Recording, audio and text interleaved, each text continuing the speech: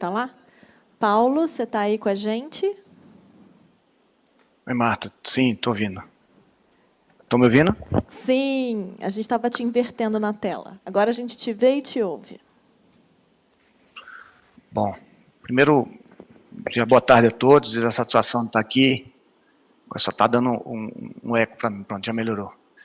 Bom, Marta, estou ouvindo aqui atentamente essa discussão, esse debate. Eu acho que é importante, antes de discutir e tratar do assunto propriamente dito, eu acho que é importante trazer um pouco dos dados do setor.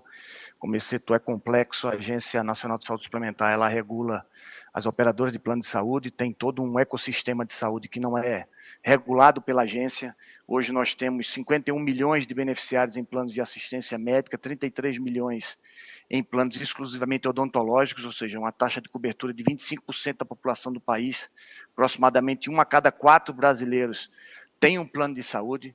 Hoje nós temos em torno de 670 operadoras de saúde que são pequenas, médias e grandes operadoras. Temos mais 300 operadoras exclusivamente odontológicas e gosto de mencionar esse número porque nós vivemos num país de dimensões continentais e, em razão dessa heterogeneidade dessas operadoras de plano de saúde, é importante sim discutir não só a questão da incorporação, mas o impacto dessa incorporação dentro do setor de saúde suplementar. E aí trago um exemplo, o medicamento que foi incorporado, tratamento e terapias avançadas, que foi incorporado pela Conitec, para que se tenha uma ideia, 20% dessas operadoras de plano de saúde não faturam por ano um valor desse medicamento.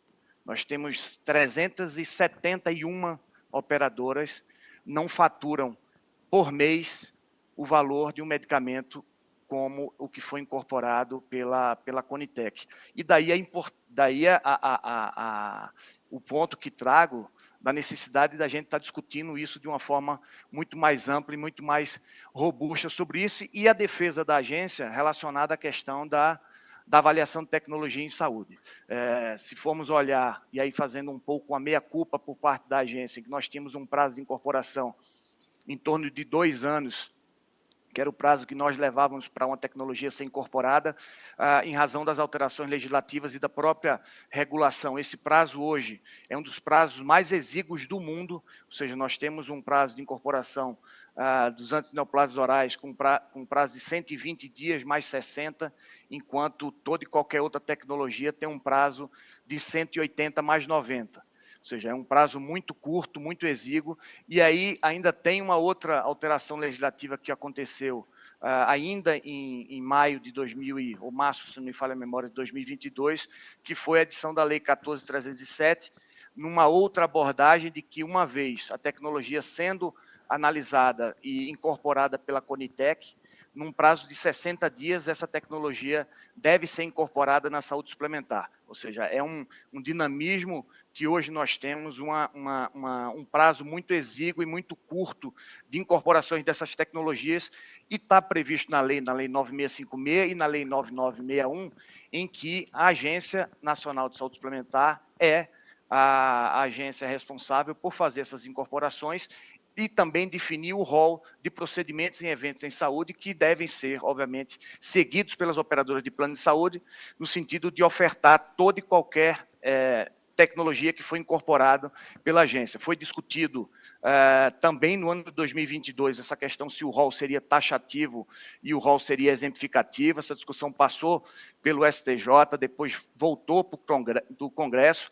Costumo dizer que o rol não é nem taxativo, nem exemplificativo, ele é dinâmico. Se formos olhar hoje, tem mais de 3 mil tecnologias que estão cobertas dentro do rol da Agência Nacional de Saúde Suplementar. Todas as doenças catalogadas pelo CID-10 estão cobertas pelo rol da Agência Nacional de Saúde Suplementar. Então, é um ponto que precisa ser dito. Somente no ano de 2022 foram mais de 60 novas tecnologias que foram incorporadas ao rol. No ano de 2023, outras 31 novas tecnologias foram incorporadas, ou seja, não há um rol estático, e sim é um rol dinâmico. Ou seja, então, o exame técnico da agência mostra uma condição para para que a gente possa ampliar e restringir o uso de determinada tecnologia no âmbito da saúde suplementar. É uma análise que é essencial para que a gente possa garantir que esses procedimentos que são incorporados, eles são efetivos, se eles são eficazes, se eles são seguros. Obviamente, a gente compreende que muitas vezes a população, por ter uma tecnologia na área de saúde nova, acaba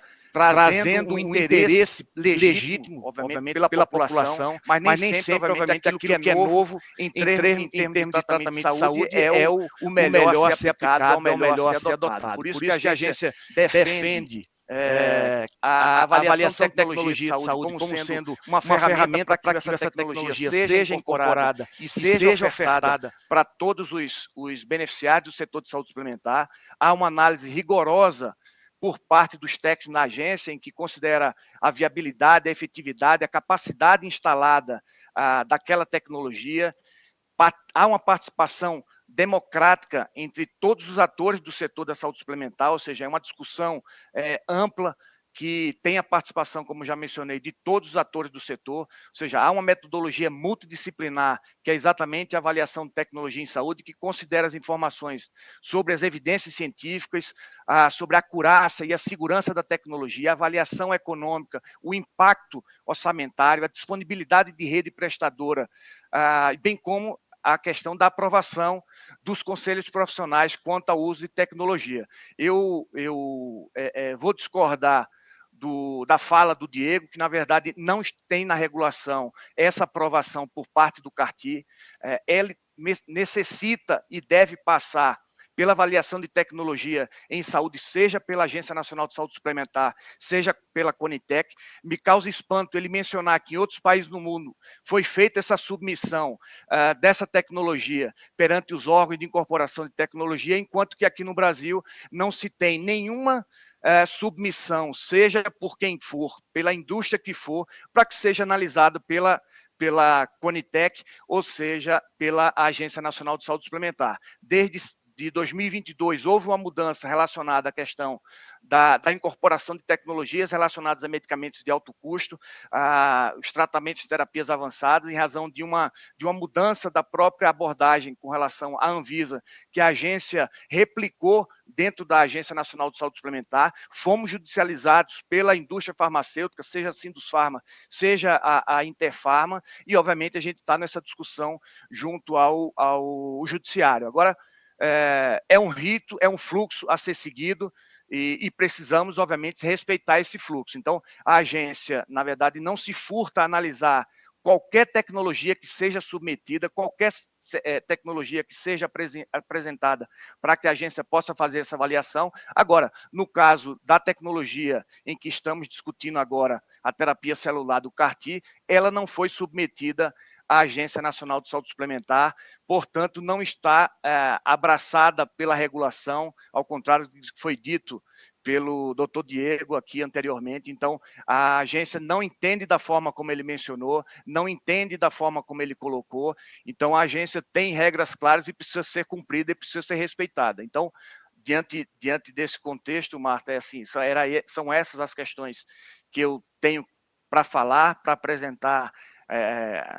A princípio, obviamente, a agência tem um fluxo de processo muito claro, muito transparente, em que, na verdade, tem uma análise rigorosa quanto aos aspectos relacionados à segurança, à eficácia, à efetividade, seja com os impactos relacionados aos custos assistenciais, e é imperioso para que a gente possa garantir a segurança do paciente, garantir que o procedimento que será realizado atenda às melhores práticas de saúde baseada em evidência e, ao mesmo tempo, garanta um setor saudável, garantindo, obviamente, a sustentabilidade futura. Então, agradeço mais uma vez e me coloco aqui à disposição.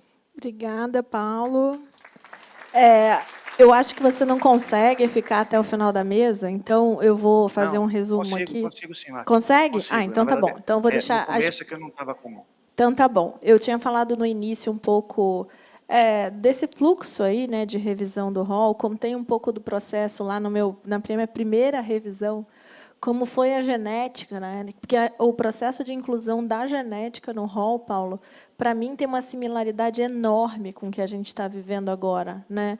Então, a gente entender o passado, o presente, o futuro, eu acho super importante para a gente entender a dinâmica dessas terapias, né? Que, num primeiro momento, elas são inovadoras para caramba, e por isso são caras para caramba, e como é que elas vão efetivamente acontecendo aí ao longo do tempo. Mas, se você consegue ficar, a gente vai passar para o Natan, e aí a gente volta para as perguntas.